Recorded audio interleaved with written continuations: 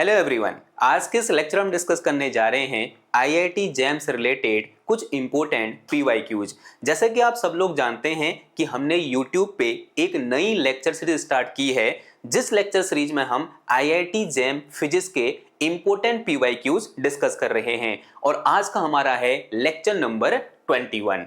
और इस पूरी लेक्चर सीरीज के दौरान हम न केवल क्वेश्चन का आंसर निकाल रहे हैं, बल्कि उस क्वेश्चन में जो कॉन्सेप्ट यूज रखा है उसको भी हम यहां पर डिटेल में डिस्कस कर रहे हैं। और एक बहुत ही अच्छी बात यह है कि ये पूरी की पूरी लेक्चर सीरीज आप सब लोगों के लिए YouTube पे फ्री में अवेलेबल कर दी गई है। तो शुरू करते हैं आज का ये लेक्चर। क्वेश्चन नंबर 1 आपको आपकी स्क्रीन में दिख रहा है। देखो भाई, क्वेश्चन नंबर 1 है जो कि जैम 2016 में आया हुआ है। क्या कहना है इस क्वेश्चन का? ये क्वेश्चन कह रहा है the shape of A dielectric lamina, एक मेरे पास डाइलेक्ट्रिक लैमिना है, is defined by two curve y is equal to 0 and y is equal to 1 minus x square. If the charge density of lamina is sigma is equal to 15y coulomb per meter square, then the total charge on the lamina is. तो lamina में total कितना charge होगा ये हमें निकालना है। तो हमने एक चीज पढ़ी थी, अगर मैं कंटिन्यूअस चार्ज डिस्ट्रीब्यूशन की बात करूं तो मेरे पास तीन टाइप के कंटिन्यूअस चार्ज डिस्ट्रीब्यूशन होते हैं। पहला क्या होता है हमारे पास? लीनियर चार्ज डिस्ट्रीब्यूशन, दूसरा होता है सरफेस चार्ज डिस्ट्रीब्यूशन और तीसरा होता है हमारे पास क्या? Volume charge distribution. अब यहां पर जो चार्ज डिस्ट्रीब्यूशन है कौन सा है भाई? मेरे पास सरफेस चार्ज डिस्ट्रीब्यूशन है, क्योंकि मेरे पास क्या दिया हुआ है? यहां पर एक लैमिना दिया हुआ है। लैमिना यानी एक सरफेस, यानी जो कॉन्सेप्ट यूज किसका कॉन्सेप्ट यूज होगा यहां पर? Concept of surface charge distribution. अगर मेरे पास चार्ज डेंसिटी सिग्मा मुझे दे रखी है, then charge on any surface Q is equal to क्या होता है फॉर्मूला हमारे पास? अगर आप थोड़ा बहुत याद करो लेक्चर को, जो मेरे थ्योरी के लेक्चर हैं, अगर आप उनको याद करो तो Q इज इक्वल टू क्या होता है? If we have surface charge density sigma, then this total charge on that surface will be equal to integration of sigma into dA, जहां dA क्या है? dA मेरे पास एक एरिया एलिमेंट है उस सरफेस पर। ठीक है, अब सबसे पहले समझते हैं कि भाई जो मुझे यहां पर लैमिना दे रखा है वो किस तरीके का है। उस लैमिना का शेप क्या होगा वो इन दो कर्व से क्या होगा? निर्धारित होगा। ये दो कर्व मिलकर बता रहे हैं कि उस लैमिना का शेप क्या होगा। पहले इन दोनों कर्व को लिखते हैं। एक कर्व बोला है मेरे पास y इज इक्वल टू कितना है? 0 है, और दूसरे कर्व का कहना है जो y इज इक्वल टू है वो कितना है मेरे पास? y इज इक्वल टू कितना है मेरे पास? 1 माइनस का एक्स स्क्वायर के बराबर है। अगर मैं ये वैल्यू उठाकर यहां पुट करता हूं तो मेरे पास कितना आ जाएगा? ये 0 इक्वल टू 1 माइनस का एक्स स्क्वायर। अगर मैं यहां से एक्स स्क्वायर निकालूंगा तो x square will be equal to 1 आ जाएगा। अगर मैं यहां से x निकालूं तो x की वैल्यू कितनी आ गई? प्लस माइनस 1 आ गई। यानी x की दो वैल्यू हो सकती है, एक प्लस 1 हो सकती है और एक माइनस 1 हो सकती है। यानी कुछ इस टाइप का मुझे देखने को मिलेगा। अगर मैं ये बोलूं ये मेरे पास क्या है? एक्स एक्सेस है, ये मेरे पास क्या है? वाई एक्सेस है। तो x की प्लस एक्स डायरेक्शन में जो वैल्यू हुई कितनी हो सकती है? Maximum x equal two plus 1 हो सकती है, और यहाँ नेगेटिव एक्सेस में कितनी हो सकती है? x की वैल्यू -1 के बराबर हो सकती है। कितनी हो सकती है? -1 के बराबर हो सकती है। अगर मैं x की वैल्यू 0 पुट करूं तो भाई इसकी वैल्यू कितनी हो जाएगी? इफ x इक्वल टू 0, अगर मैं इस पॉइंट पर आऊं, x इक्वल टू 0 पर आऊं, y की वैल्यू कितनी होगी? साफ साफ दिख रहा है, यहाँ x इक्वल टू 0 पुट करो तो y की वैल्यू कितनी होगी भाई? 1 होगी। तो इस केस में y इज इक्वल टू कितना होगा मेरा? 1 होगा। यानी जो भी मेरे पास लैमिना है वो कुछ इस तरह से यहां पर मुझे देखने को मिलेगा। ठीक है, और अगर मैं थोड़ा बहुत डिफाइन करना चाहूं तो ये कुछ मुझे क्या दिख रहा है यहाँ पर? y is equal to 1 minus x square, parabola type का दिख रहा है। तो जो मेरा लैमिना होगा वो कुछ इस टाइप का मैं बोल सकता हूँ होगा मेरे पास, कुछ इस तरह से। ठीक है, तो कुछ इस टाइप से मुझे यहाँ पर लैमिना देखने को मिलेगा। ठीक है, तो दिस इज अवर लैमिना। और इस लैमिना की जो सरफेस चार्ज डेंसिटी है, ये क्या है? इसका सरफेस है। इस सरफेस की जो सरफेस चार्ज डेंसिटी है वो सिग्मा मुझे गिवन है, और सिग्मा इक्वल टू कितना दे रखा है मेरे को? सिग्मा इक्वल टू दे रखा कितना? 15y कूलम्ब पर मीटर स्क्वायर। ये मेरे पास क्या है भाई? हमारा सिग्मा है। अब सबसे पहले मुझे dA डिफाइन करना है, तो dA कहाँ डिफाइन होगा? इसी सरफेस में dA डिफाइन होगा। अगर मैं इस सरफेस में एक छोटा सा एरिया एलिमेंट लूं, मान लिया मैंने इस सरफेस में एक छोटा सा एरिया एलिमेंट ले लिया, बताओ भाई ये एरिया एलिमेंट क्या है मेरे पास? dA है।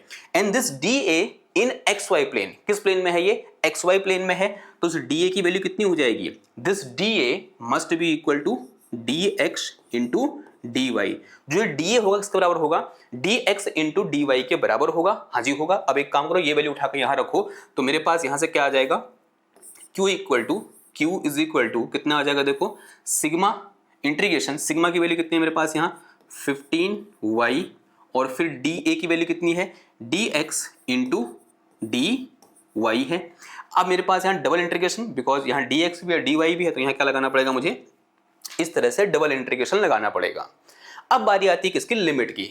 अगर आपने सरफेस इंटीग्रेशन पढ़ा हुआ है तब तो आप यहाँ पर आसानी से लिमिट रख दोगे और पढ़ो उसको, ठीक है, क्योंकि वेक्टर एनालिसिस हमने पहले ही पढ़ा हुआ है, अच्छे से पढ़ा हुआ है, बेहतर तरीके से पढ़ा हुआ है। कम से कम 30 लेक्चर वहां पर हैं उस पूरी लेक्चर सीरीज में, उनको जाकर देखो। वहां पर हमने किस तरह से हम सरफेस इंटीग्रल सॉल्व करते हैं, किस तरह से हम एरिया एलिमेंट लेते हैं, किस तरह से हम वॉल्यूम एलिमेंट लेते हैं, डिफरेंट डायरेक्शन में हम एरिया एलिमेंट कैसे चूज करेंगे, वो सब हमने वहां पर डिस्कस कर रखा है, ठीक है। अब अगर यहाँ पर लिमिट की बात करूं, किसकी, एक्स की लिमिट की और वाई की लिमिट की, तो समझते हैं जरा लिमिट कैसे आएगी।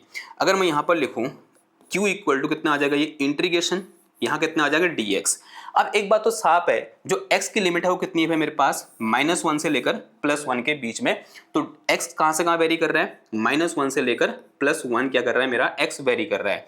अब बारी किसकी है भाई, जो मेरा y है उसकी लिमिट कहाँ से कहाँ होगी, जरा ध्यान समझना बात को।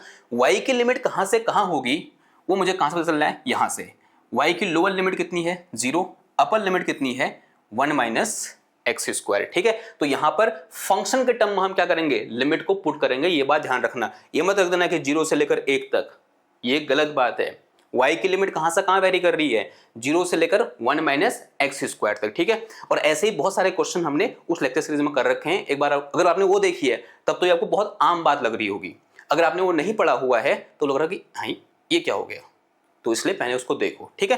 तो जो y की लिमिट होगी कहाँ से कहाँ होगी, 0 से लेकर 1 - x स्क्वायर तक। y की लिमिट कहाँ से कहाँ होगी, 0 से लेकर 1 - x स्क्वायर तक होगी। तो अब सिंपल सा इसको इंटीग्रेट कर देंगे, तो this will be equal to, अभी इसको सॉल्व नहीं करेंगे, पहले इसको सॉल्व करेंगे, फिर यहाँ से x आएगा, ठीक है। तो ये तो ऐसे रहा, इंटीग्रेशन कहाँ से कहाँ, -1 से लेकर +1 हो जाएगा। ये 15 बाहर ले लो या फिर इधर लिख दो, तो 15 इंटू डी एक्स, और y का इंटीग्रेशन कितना होता है भाई, y स्क्वायर हो जाता है, और डिवाइड में कितना आ जाएगा 2 आ जाएगा। और ये लिमिट कहाँ से कहाँ होगी, देखो 0 से लेकर 1 - x स्क्वायर, पहले अपर लिमिट फिर माइनस करके लोअर लिमिट। तो यहाँ से मेरे पास q इज इक्वल टू कितना आ गया, देखो ये इंटीग्रेशन, दिस इज -1 से लेकर +1 and this one is 15 into dx। जब अपर लिमिट पुट करूंगा कितना आ जाएगा, देखो अपर लिमिट रखने पर दिस इज 1 - x स्क्वायर का होल स्क्वायर, और डिवाइड में कितना आया 2 आया। जब मैं लोअर लिमिट पुट करूंगा तो 0 हो जाएगा, तो रखने की उसका कोई जरूरत है नहीं, तो ये मेरे पास इस तरह से ब्रैकेट क्लोज हो जाएगा।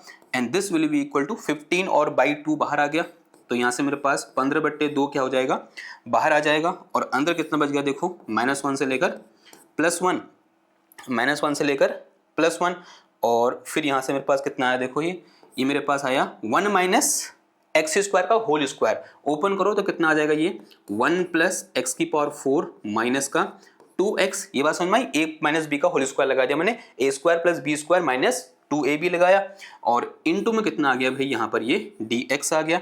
अब सिंपल आप क्या करोगे, इस इंटीग्रेशन को सॉल्व करोगे, ठीक है। तो यहाँ से मेरे पास जो q है वो किस तरह आ जाएगा, देखो q इक्वल टू ये 15 डिवाइडेड बाई 2, ये तो ऐसे ही रहा, और ये मेरे पास कितना का इंटीग्रेशन करो भाई, 1 का कितना हो जाएगा, सिंपल x हो जाएगा। आप यहाँ पर थ्योरम लगा सकते हो, जो इंटीग्रेशन की थ्योरम होती है कि अगर ये फंक्शन इवन है तो इसको मैं 2 × 0 से 1 लिख सकता हूँ, ठीक है। लेकिन फिलहाल हम वैसे कर लेते हैं, तो x प्लस का कितना आ जाएगा, ये x⁵ डिवाइड में कितना आ जाएगा 5 आ जाएगा, एंड माइनस का 2x स्क्वायर, एक मिनट, ये क्या होगा, देखो यहाँ पर ये x स्क्वायर होगा, ठीक है, बिकॉज a + b का होल स्क्वायर, और b क्या है मेरे पास x स्क्वायर के बराबर है, तो ये मेरे पास कितना आ जाएगा, ये स्क्वायर होगा, तो x स्क्वायर का डिफरेंट इंटीग्रेशन x⁵ डिवाइड में कितना आ गया भाई 3 आ गया। और फिर यहाँ लिमिट कहाँ से कहाँ आ जाएगी, -1 से लेकर +1। अब पहले अपर लिमिट फिर लोअर लिमिट, ये मेरे पास कितना बचा है यहाँ पर 15 डिवाइडेड बाई 2। जब अपर लिमिट पुट करी तो जहाँ जहाँ x है वहाँ कितना आ जाएगा 1 आ जाएगा, तो दिस इज 1 प्लस का 1/5 एंड माइनस का कितना आ गया ये 2/3, फिर माइनस साइन आएगा, फिर ब्रैकेट, जहां जहां x है वहां -1 आ जाएगा, तो ये मेरे पास कितना होता है देखो -1 और -1 की पावर 5, तो कितना आ जाएगा ये माइनस का 5/3, और एक माइनस ये है और एक माइनस ये वाला आएगा, तो माइनस माइनस कितना हो जाएगा प्लस हो जाएगा, कितना आ जाएगा ये 2/3, ये ब्रैकेट क्लोज और ये वाला भी क्लोज। ठीक है, तो यहाँ से मेरे पास q इज इक्वल टू कितना आ गया 15/3 हो जाएगा ये, एंड इनटू में देखो कुछ चीजें जुड़ रही हैं, कैंसिल जुड़ जा रही हैं, तो 1 + 1/5 एंड माइनस का कितना आ गया ये 2/3 एंड माइनस माइनस प्लस का 1 होगा, ब्रैकेट ओपन करो तो प्लस का कितना आ गया ये 5/3 आ गया, and here we have minus का 2/3 and on solving it what we get 15/3 and into में कितना आ गया देखो भाई, दिस इज 2 + 2/5 माइनस का 4/3 and if you solve it take some common ले लो या फिर सीधे एलसीएम ले लो, इसका एलसीएम कितना आ रहा है 15 आ रहा है, तो 15 दूना 30 हो जाएगा ये, माइनस का 3 दूना सॉरी प्लस का 3 दूना 6 माइनस का 20 हो गया, 5 को 20। ठीक है, 15 से ये 15 कट गया, ऊपर कितना बचेगा, ऊपर बच गया मेरे पास 16, तो 16 बट्टे कितना आ गया 3 आ गया, और 16/3 कितना होता है भाई 8 होता है, तो चार्ज कितना आ गया इसमें 8 कूलम, तो यहाँ आप कितना रख दोगे वैल्यू 8 रख दोगे। ठीक है, तो आंसर विल बी 8, आंसर कितना होगा हमारा 8 होगा, यहाँ कितना आ जाएगा मेरा 8 कूलम आंसर आ जाएगा। ठीक है, तो again it is very very important question. देखो यहाँ से तो लग रहा है कि भाई बहुत ही आसान क्वेश्चन है, अगर आप इसको देखो तो बहुत ही आसान क्वेश्चन लग रहा है, लेकिन बमंडर कहाँ होता है ये लिमिट रखने में। ठीक है, और लिमिट आप सही तभी रख पाओगे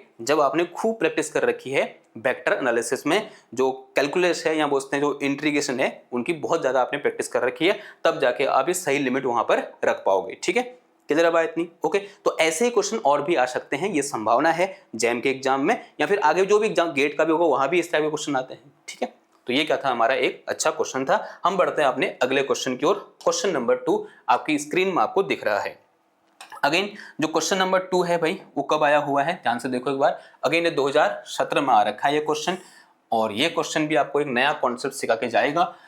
क्वेश्चन नंबर 2 क्या बोल रहा है, फॉर ए पॉइंट डाइपोल, हमारे पास क्या है भाई एक पॉइंट डाइपोल है of dipole moment p vector equal to p z cap, ये वेक्टर ऐसे ऊपर होगा इसके यूं करके, ये वेक्टर इस तरह से ऊपर होगा और ये p z कैप, ये कैप इसके ऊपर होगा, located at the origin which of the following statement are correct. ठीक है, तो फॉलोइंग में से कौन से करेक्ट, एक से ज्यादा करेक्ट भी हो सकते हैं और एक भी करेक्ट हो सकता है। ठीक है, इज और आर दोनों है, बताना है भाई हमको आंसर। पहला क्या बोल रहा है, the electric field at 0,b,0 is 0। दूसरा क्या बोल रहा है, the work done in moving a charge q from 0,b,0 to 0,0,b is this qp divided by 4πε0 b square. C option बोल रहा है the electrostatic potential at b,0,0 is 0। D option क्या बोल रहा है, if charge q is kept at 0,0,b it will exert a force of magnitude pq upon 4πε0 b cube on the dipole. ठीक है, हर option क्या है एक क्वेश्चन है। ठीक है, जब हम PYQ करते हैं ना तो यही खूबसूरती होती है क्वेश्चन की कि हर ऑप्शन में हमें एक क्वेश्चन देखने को मिलता है।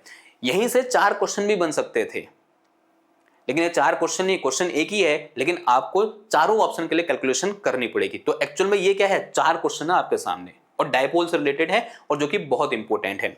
हमने शायद कल भी डिस्कस किया था डायपोल के बारे में थोड़ा बहुत, कि अगर मैं ये बोलूं कि मेरे पास एक पॉइंट डायपोल है और जो कि ओरिजिन पर रखा हुआ है, मान लिया ये मेरे पास 3 एक्सेस है, एक एक्स एक्सेस है, वाई एक्सेस है, जेड एक्सेस है, this is our x axis, this one is our y axis and this one is our z axis, इस तरह से है।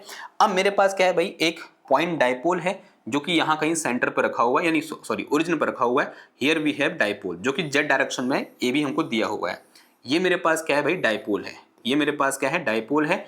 ये किसको दिखा रहा है, एरो, उसकी डायरेक्शन को दिखा रहा है, और ये क्या है उस डाइपोल का सेंटर है। ठीक है, और जो डाइपोल है उसका डाइपोल मोमेंट P मुझे गिवन है, P इक्वल टू कितना दे रखा है मेरे को, P z कैप के बराबर ये मुझे दे रखा है, यानी इसका डाइपोल मोमेंट किस डायरेक्शन में है, z कैप डायरेक्शन में है। ठीक है, अगर मैं इसके सबसे पहले कैलकुलेशन किस लिए करना है, इलेक्ट्रिक फील्ड के लिए कैलकुलेशन करना है।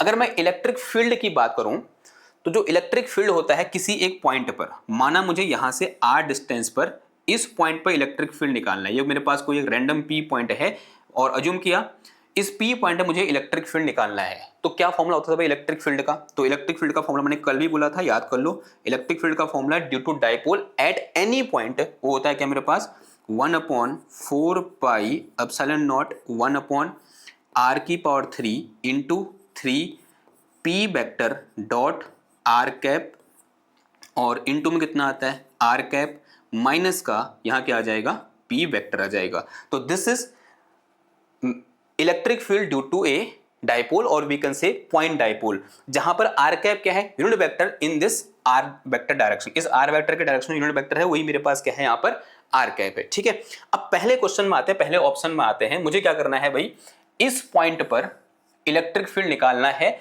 वो जीरो होगा या फिर नहीं होगा ये मुझे बताना है। ठीक है, समझते हैं जरा बात को। पॉइंट क्या है मेरा, पॉइंट कुछ ऐसा है जिस पॉइंट पे मुझे इलेक्ट्रिक फील्ड निकालना है। अगर उस पॉइंट की बात करूं, ये मेरे पास मान लिया z एक्सेस, ये y axis and this one is our x axis, ये x एक्सेस है, ये y एक्सेस है और ये z एक्सेस है। अब ये जो पॉइंट है मेरे पास 0,b,0, यानी कहाँ होगा ये y एक्सेस के अलावा होगा, यानी ये पॉइंट कहाँ पर होगा, कहीं यहाँ पर होगा नहीं होगा, ये जो पॉइंट है वो कहाँ होगा, कहीं यहाँ पर होगा, ये वो पॉइंट है। This is 0,b,0। ठीक है, जो डाइपोल मेरा रखा हुआ है कैसे रखा हुआ भाई, ऐसे रखा हुआ है, दिस इज अवर डाइपोल। ठीक है, ऊपर की ओर रखा हुआ है यूं करके। ठीक है, पी डाइपोल ऐसे जेड का डायरेक्शन में रखा हुआ है। ये मेरे पास क्या है आर वेक्टर है यहाँ से यहाँ तक। अगर मैं ये आर वेक्टर निकालूं, वैसे आप ये सीधे से निकाल सकते हो, जीरो आएगा आंसर। ठीक है, लेकिन थोड़ा बहुत कैलकुलेशन कर लेते हैं। अगर मैं यहाँ पर कैलकुलेशन करूँ, अगर मैं थोड़ा बहुत क्या निकालूँ यहाँ से ई निकालूं या पहले आर वेक्टर निकालूं, तो r vector will be equal to कितना आ जाएगा, ये simple 0i cap 0i cap plus b j cap plus 0k cap. ये मेरे पास क्या आया आर वेक्टर आया।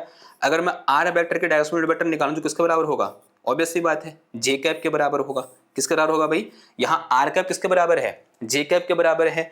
और जो मेरे पास यहाँ पर डाइपोल मोमेंट पी है वो किस डायरेक्शन में है, खुद वो जेड कैप डायरेक्शन में, यहाँ बोल सकते हैं के कैप डायरेक्शन में, ऐसा बोल सकता हूं मैं। जो आर पी वेक्टर है वो किस डायरेक्शन में है, के कैप डायरेक्शन में है। ठीक है, अब यहाँ पर ये वैल्यू उठाओ आर डॉट की और पी वेक्टर की, देखो क्या निकल के आता है। ये मेरे पास क्या निकल के आया, जीरो आ रहा नहीं आ रहा, मैं खाली जीरो बोल दे रहा हूँ। देखो एक बार कर लेते हैं। तो यहाँ से मेरे पास ई विल बी इक्वल टू कितना आ जाएगा 1/4 pi epsilon naught, this is 1/r³ into कितना आ जाएगा ये 3 पी बेटर करने का मतलब p इंटू के कैप आया एंड डॉट में कितना आ गया, यहाँ पर आर कैप जो कितना आ गया भाई मेरा जे कैप आ गया, और इंटू में कितना आ गया जे कैप एंड माइनस का कितना आ गया ये p इंटू के कैप आ गया। ठीक है, p इंटू के कैप। देखो कुछ चीजें कैंसिल हो रही है, देखो के कैप डॉट जे कैप आंसर कितना होता है, जीरो होता है। तो this term will be equal to zero, ये टर्म कितना हो जाएगा यहाँ जीरो हो जाएगा।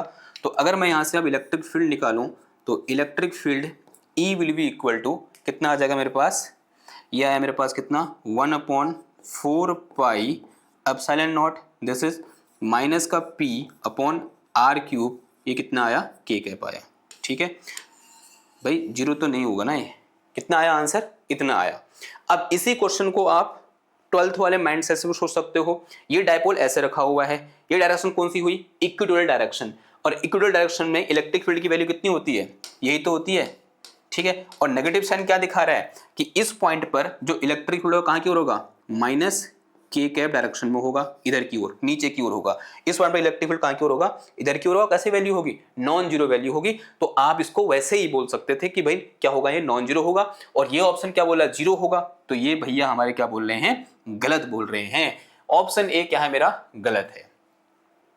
अगली कैलकुलेशन के लिए किसके लिए है मेरे पास, the work done in moving a charge Q from 0,b,0 to 0,0,b, यानी यहां से मैं इस चार्ज को मूव कर कहां ले जा रहा हूं, 0,0,b पर ले जा रहा हूं। और जो 0,0,b होगा मेरा वो कहां होगा भाई, जो मेरे पास 0,b,0 कहीं यहां होगा। ये पॉइंट कौन सा होगा मेरा, बिकॉज जेड डायरेक्शन में है ना, ये पॉइंट कौन सा होगा मेरा, ये पॉइंट होगा कौन सा 0,0,b 0,0,b होगा। अब एक चार्ज होगा मैं यहां से कहां ले गया, इधर ले गया, तो कितना वर्क करना पड़ा ये हमें निकालना है।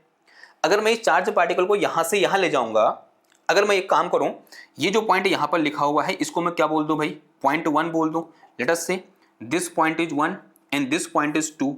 अगर मैं ये बोलूं इस पॉइंट 1 में जो पोटेंशियल है वो V1 है और इस पॉइंट में पोटेंशियल कितना है मेरे पास, V2 है पॉइंट 2 पर, ठीक है। और एक चार्ज को मैं इस पॉइंट 1 से पॉइंट 2 पर ले जा रहा हूं, तो हम सब जानते हैं कि जो किया गया वर्क डन होता है किसके बराबर होता है। तो सिंस वी नो दैट कि work done W equal to किसका होता है, work done will be equal to कितना होता है मेरे पास, Q इंटू डेल्टा V के बराबर होता है। होता नहीं होता है, डेल्टा V कहने का मतलब यहां पर क्या हुआ, potential at point 2 minus at point 1, यही तो हुआ, ठीक है। अब potential at any point due to dipole का फॉर्मूला क्या होता है, अगेन इसके लिए आपको थोड़ा बहुत याद करना पड़ेगा। क्या पढ़ा था हमने कल, potential due dipole, potential due to dipole का फॉर्मूला क्या होता है, 1/4 pi epsilon naught, this one is our p vector dot r cap upon में कितना होता है, r square. This is potential due to dipole at any point, ठीक है। Here again r cap is unit vector in this r vector direction. इसको मैं ऐसे लिख सकता हूं हमारे केस के लिए 1/4 पाई एप्सिलॉन नॉट, जो मेरा पी है वो जेड कैप डायरेक्शन में है, तो यहां मैं क्या लिख सकता हूं, ये P इंटू जेड कैप और डॉट कितना आ जाएगा आर कैप और अपॉन में कितना आ गया, ये आर स्क्वायर आ गया, ठीक है। तो अगर मैं V1 निकालूं यहां से, क्या निकालूं भाई, V1 निकालूं, समझना जरा।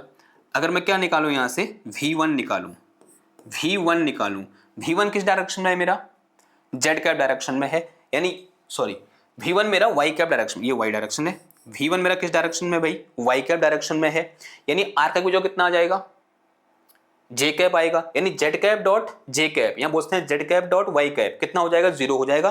तो V1 कितना आ जाएगा मेरा, 0 आ जाएगा। अब क्या निकालो भाई, V2 निकालो, तो V2 इक्वल टू कितना होगा, V2 यानी इसके लिए आर कैप किस डायरेक्शन में है, जेड कैप डायरेक्शन में है, यानी यहां पर क्या आएगा, जेड कैप आएगा।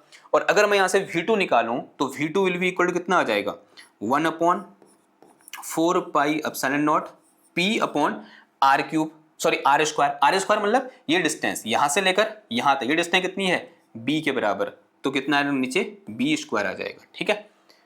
कितना आ जाएगा मेरा, B स्क्वायर। ये क्या निकला, V2 निकला। दोनों वैल्यू उठा के यहां रखो, तो ये मेरे पास कितना आ गया यहां पर, ये मेरे पास कितना आ गया, this will be equal to Q into V2 minus V1, तो 0 है, सिर्फ वाला टर्म आएगा, कितना देखो ये 1/4 pi epsilon not and this is Q divided by V square आया। थोड़ा बहुत इसको मैं सॉल्व करूंगा तो Q और सॉरी ये क्या होगा, P होगा, ध्यान रखना।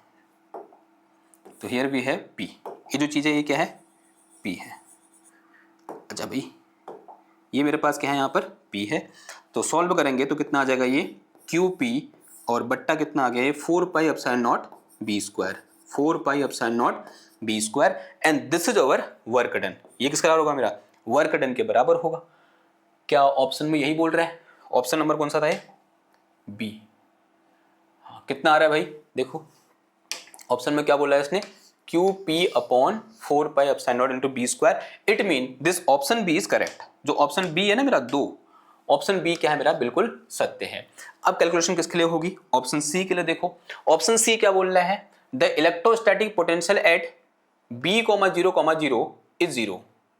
ऑप्शन C क्या बोल रहा है, the potential at B,0,0 is 0, यानी B,0,0 कहाँ हुआ, B,0,0 भाई ये पॉइंट कहाँ होगा, पहले ये बताओ, ये पॉइंट कहाँ होगा, पहले ये बताओ, बताओ फटाफट, ये पॉइंट कहाँ होगा, B,0,0 where will be this point, ये पॉइंट होगा कहाँ, बताइए भाई, ये पॉइंट होगा कहाँ, ऑन एक्स एक्सिस, यानी कहीं यहां पर होगा।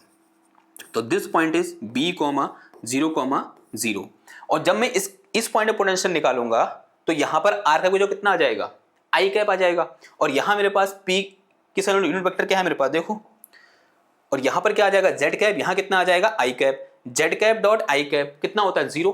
हाँ जी 0 होगा, इसने क्या बोला है, 0 बोला है, 0 बोला है, तो इसका मतलब भाई जो ऑप्शन सी है ना, तुम भी सही हो, option C is also correct. जो ऑप्शन सी है वो भी क्या है, बिल्कुल सत्य वचन है, ये भी क्या है, बिल्कुल सही है, ठीक है। अब बारी है किसकी भाई, ऑप्शन नंबर डी की।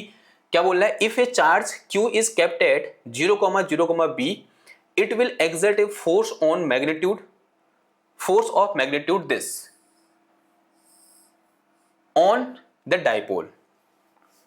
अगर मैं कहां पर, इस पॉइंट पर क्या रखूं, एक चार्ज रख दूं, क्या क्यू चार्ज रख दूं, तो ये क्यू चार्ज इस डाइपोल पर कितना फोर्स लगाएगा ये हमें निकालना है। देखो भाई अब ये थोड़ा सा अलग क्वेश्चन है। अलग क्या मतलब, थोड़ा सा सोचने का तरीका समझना। इस तरह से मेरे पास क्या है भाई, अगेन दोबारा से डायग्राम बना रहे हैं, ठीक, यूं करके ये मेरा एक्स एक्सिस है, ये वाई एक्सिस है, और ये मेरे पास क्या है यहाँ पर जेड एक्सिस है।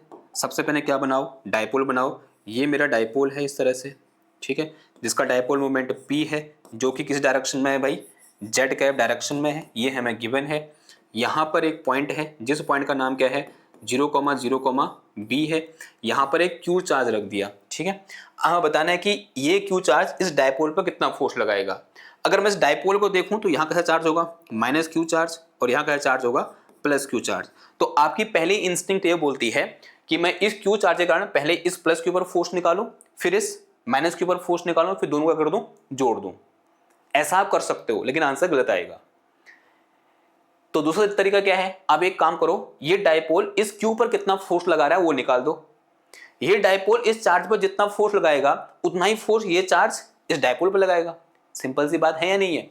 आंसर है हाँ जी है। तो हमसे पूछा क्या गया है कि ये चार्ज डाइपोल पर कितना फोर्स लगाएगा, लेकिन हम निकालेंगे क्या कि डाइपोल चार्ज पर कितना फोर्स लगाएगा, न्यूटन का थर्ड लॉ लगाएंगे। मतलब सिंपल सा कहने का मतलब है every equal action has opposite reaction, ठीक है। तो यहां मेरे पास इनको हटा दो, ये कंफ्यूजन क्रिएट करेंगे। तो हम निकालेंगे क्या कि ये डाइपोल इस क्यू पर कितना फोर्स लगाएगा। अब ये कैसे निकलेगा, फिर सिंपल एक काम करो, इस डाइपोल से इस पॉइंट पर कितना इलेक्ट्रिक फील्ड होगा वो निकाल दो। इस पॉइंट पर इलेक्ट्रिक फील्ड निकाल दो, तो इलेक्ट्रिक फील्ड निकाल दो इस पॉइंट पर। क्या निकालना है मेरे को, इलेक्ट्रिक फील्ड निकालना है इस पॉइंट पर। सिंपल फॉर्मूला क्या होता है मेरे पास, E vector equal to 1/4 pi epsilon naught 1/r³ into 3 into में क्या आता है 3 P वेक्टर डॉट कितना आ जाएगा r³ इंटू r³ माइनस का P वेक्टर। ये मेरे पास फॉर्मूला है किसका, इलेक्ट्रिक फील्ड का। अब इस केस में जो मेरे पास P है वो किसके बराबर है, मेरे पास P z³ के बराबर है। ऑल्सो जो मेरे पास यहाँ पर r³ है भाई वो किस डायरेक्शन में है, जो r³ है मेरा वो भी z³ डायरेक्शन में है या नहीं है? आंसर हाँ जी है। देखो r³ किस डायरेक्शन में है, z³ डायरेक्शन में है। और जो r का मैग्नीट्यूड है यहाँ से यहाँ तक वो किसके बराबर है, b के बराबर है। तो r का मैग्नीट्यूड किसके बराबर है, b के बराबर है। तो इलेक्ट्रिक फील्ड है E will be equal to कितना आ जाएगा, ये 1/4 pi epsilon not 1/b³ into में कितना आ गया ये 3। Here we have P vector, जो सॉरी P वेक्टर मत लिखो, P लिखो, इंटू z³ डॉट कितना आ गया यहाँ z², और यहाँ इंटू में कितना आ जाएगा z², फिर माइनस का PZ², ठीक है। And this bracket will close. Solve करेंगे तो 1/4 पाई एप्सिलॉन नॉट 1/b³ और इंटू में कितना आ गया, देखो z डॉट z कितना होता है 1 होता है, तो कितना आ गया ये 3PZ² माइनस का PZ², ऐसा कुछ आया। And this bracket will close. तो 3 में से 1 गया 2 बचा, तो this will be equal to 1/4 pi epsilon naught 2PZ² और अपॉन में कितना आ गया भाई ये b³ आया, ठीक है। तो this is force due to dipole on this charge Q। हमें निकालना क्या है भाई, हमें निकालना है इसका ठीक उल्टा कि चार्ज इस पर कितना फोर्स लगाएगा, तो डायरेक्शन क्या हो जाएगी अपोजिट। ओ सॉरी, ये तो क्या निकला सिंपल, सॉरी क्या बोल रहा हूँ, ये क्या निकला भाई इलेक्ट्रिक फील्ड निकला। अगर मैं फोर्स निकालूंगा यहाँ पर तो फोर्स इक्वल टू क्या होता है Q इंटू E के बराबर होता है, सिंपल, ठीक है। तो Q तो Q ही है, तो यहाँ मेरे पास कितना आ जाएगा ये 1/4 pi epsilon naught, this is QP into z² और अपॉन में कितना आ गया ये b³ आ गया, ठीक है। और इसका मैग्नीट्यूड कितना आ जाएगा, magnitude of this force will be equal to QP upon, और 2 भी आएगा ना, 2QP upon 4 pi epsilon naught into BQ, ठीक है, ऐसा कुछ आया। अब जितना फोर्स ये डायपोल इस चार्ज पर लगा रहा होगा उतना ही फोर्स चार्ज डायपोल पे लगा रहा होगा, बिकॉज न्यूटन थर्ड लॉ, ठीक है। तो एक बार चेक कर लेते हैं भाई, क्या इतना कुछ आंसर आ रहा है हमारा? ऐसा कुछ आंसर आ रहा है हमारा? नहीं आ रहा। ठीक है, हमारे पास एक 2 यहाँ पर एक्स्ट्रा आ रहा है ना, 2 एक्स्ट्रा आ रहा है। This is not correct, this is not correct. तो only 2 option are correct, option C B, only B C are correct, but D is not correct because यहां पर मेरे पास है एक्स्ट्रा 2 भी आ रहा है। ठीक है, एक एक्स्ट्रा 2 मुझे यहां मिल रहा है और यहां पर वो एक्स्ट्रा 2 नहीं है। ठीक है, तो only option b and option c are correct. ठीक, तो this is our answer. Clear बात? ये बात समझ में आई क्यों सही नहीं है? यहाँ एक 2 आ गया है, यहाँ फिर एक कट जाएगा तो वहाँ 2 पाई एप्सिलॉन नॉट होना चाहिए था, लेकिन वहाँ क्या है 4 पाई एप्सिलॉन नॉट है, तो इसलिए ये ऑप्शन क्या है हमारा गलत है। ठीक, तो ये क्या था, अगेन एक अच्छा क्वेश्चन था। इस क्वेश्चन में हमने बहुत टाइम लगाया, टाइम इसलिए लगाया क्योंकि हमने बहुत सारी चीजें सीखी, हमने बहुत से फॉर्मूले सीखे। जैसे यही हमने कॉन्सेप्ट सीखा कि जब भी इस टाइप से क्वेश्चन आए तो आपको इस चार्ज से डायपोल ऑफ फोर्स नहीं निकालना है, डायपोल चार्ज पर कितना फोर्स लगेगा वो निकालना है और उतना ही फोर्स चार्ज डायपोल पर लगाएगा। सिंपल सी बात है। ठीक है, ओके, बढ़ते हैं अपने अगले क्वेश्चन की ओर। क्वेश्चन नंबर 3 क्या बोल रहा है? देखो भाई, क्वेश्चन नंबर 3 अगेन अच्छा क्वेश्चन है और 2017 में ये क्वेश्चन आया हुआ है। ठीक है, 2017 का ये क्वेश्चन है। कहना है इस क्वेश्चन का, a dielectric sphere of radius R has constant polarization. देखो भाई, पोलराइजेशन का क्वेश्चन आ गया है। Constant polarization P vector is equal to P naught into Z cap, so that the electric field inside the sphere is E vector equal to minus का P naught upon 3 epsilon naught z cap. Then which of the following statement is or are correct? Following में से कौन से statement correct होंगे यह बताना है। पहला स्टेटमेंट क्या बोल रहा है हमारा? पहला स्टेटमेंट कह रहा है the bound surface charge density is P not cos theta. दूसरा बोल रहा है the electric field at a distance r on the z axis varies as 1 by r square for r greater than capital R। ठीक है, ये condition है। the electric potential at a distance 2r on the z axis, the electric potential at a distance 2r on the z axis is P naught r upon 12 epsilon naught, P naught r upon 12 epsilon naught. और d option बोल रहा है the electric field outside is equivalent to that of a dipole at the origin. ठीक है, करेंगे भाई इस question को। एक बहुत अच्छा क्वेश्चन है। समझते हैं कि भाई पोलराइजेशन हमने पढ़ा हुआ है, बहुत अच्छे से पढ़ा हुआ है। ठीक है, कोई ऐसा है जिसको ऐसा लग रहा है कि ये पोलराइजेशन क्या होता है, तो भाई लंबे चौड़े लेक्चर पढ़े हुए हैं उनको देखो। पूरा पोलराइजेशन नहीं समझेंगे, लेकिन एक चीज समझेंगे कि जब भी हम किसी एक डाइलेक्ट्रिक को एक्सटर्नल इलेक्ट्रिक फील्ड में रखते हैं तब उस डाइलेक्ट्रिक के अंदर टाइनी डाइपोल या इलेक्ट्रिक डाइपोल इंड्यूस हो जाते हैं और इसी प्रोसेस को हम क्या बोलते हैं? पोलराइजेशन बोलते हैं। ठीक है, और जो पोलराइजेशन होता है वो dipole moment per unit volume के बराबर होता है। तो हमने एक फॉर्मूला पढ़ा था, या बोलते हैं एक कॉन्सेप्ट पढ़ा था हमने। कॉन्सेप्ट क्या था कि जो पोलराइजेशन है, कौन सा पोलराइजेशन? इलेक्ट्रिक पोलराइजेशन जो होता है, इलेक्ट्रिक पोलराइजेशन जो होता है हमारे पास, जो हमारे पास पोलराइजेशन होता है, simple polarization P will be equal to क्या होता है मेरे पास? Electric dipole moment, electric dipole